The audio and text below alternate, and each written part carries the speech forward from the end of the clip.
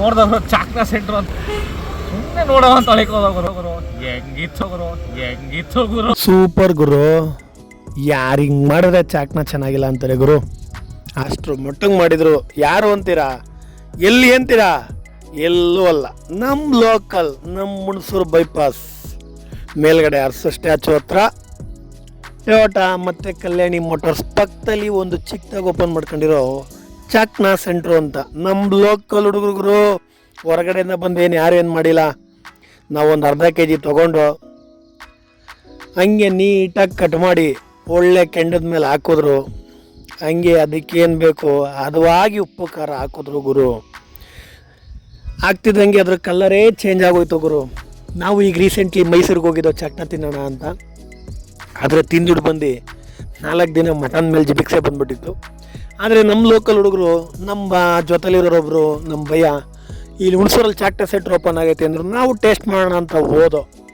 ಆದರೆ ಅವ್ರು ಮಾಡ್ತಿದ್ದ ಸ್ಟೈಲ್ ನೋಡೋಕೆ ಇದಾಗೋದು ಗುರು. ಅಷ್ಟರ ಮಟ್ಟಿಗೆ ಉಪ್ಪು ಖಾರ ಕೆಂಪು ಚಟ್ನಿ ಎಷ್ಟು ಬೇಕೋ ಅಷ್ಟು ಅಂದವಾಗಿ ಹಾಕಿ ನೋಡುಗರು ಚಾಕ್ನದ ಕಲರೇ ಚೇಂಜ್ ಮಾಡಿಬಿಟ್ರು. ಎಲ್ಲ ಬೆಳಗಿತ್ತು ಮಟನು. ಇವಾಗ ಅಂದವಾಗಿ ಆ ಮಸಾಲೆಯಲ್ಲಿ ಕೆಂಡದಲ್ಲಿ ರೋಸ್ಟಾಗಿ ಹೆಂಗೆ ಕಾಣ್ತೈತೆ, ಬಾಯಲ್ಲಿ ನೀರು ಕಿತ್ಕೊಂಬರ್ಬೇಕು ಆ ಮಟ್ಟಕ್ಕೆ ಕಾಣ್ತಿದೆ ಗುರು. ಟೇಸ್ಟ್ ಅಂತೂ ಅದ್ಭುತ ರೀ.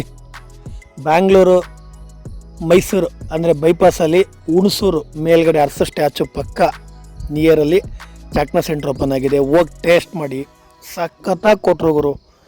ಇನ್ನೇನು ಮೈಸೂರಿಗೆ ಹೋಗ್ಬೇಕು ಅಂತ ಏನಿಲ್ಲ ಚಾಕ್ನ ತಿನ್ನೋಕ್ಕೆ. ಒಂದು ಸಲ ತಿನ್ನಿ, ನೀವೇ ಒನ್ ಮೋರ್ ಅಂತ ಕೇಳಬೇಕು. ಆ ಮಟ್ಟಕ್ಕೆ ಟೇಸ್ಟ್ ಕೊಡ್ತಿದ್ದಾರೆ ಗುರು. ನಾವಂತೂ ಅರ್ಧ kg ತೊಗೊಂಡೋಗರು. ಫುಲ್ ಫಿಲಾದ ಈ ಟೇಸ್ಟ್ಗಂತೂ ಸಖತ್ತಾಗಿ ಕೊಟ್ಟಿದ್ರು.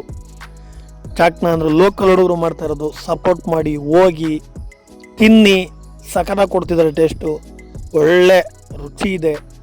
ಆಮೇಲೆ ಪ್ಯೂರ್ ನಾಟಿ ಸ್ಟೈಲ್ ಗುರು. ಇವರು ಪ್ಯೂರ್ ನಾಟಿ ಸ್ಟೈಲಲ್ಲಿ ಕೊಡ್ತಾ ಇರೋದು. ಅತಿಯಾಗೇನು ಮಸಾಲೆ ಹಾಕಿ ಅದನ್ನು ಹಾಳು ಮಾಡಿಕೊಡ್ತಿಲ್ಲ.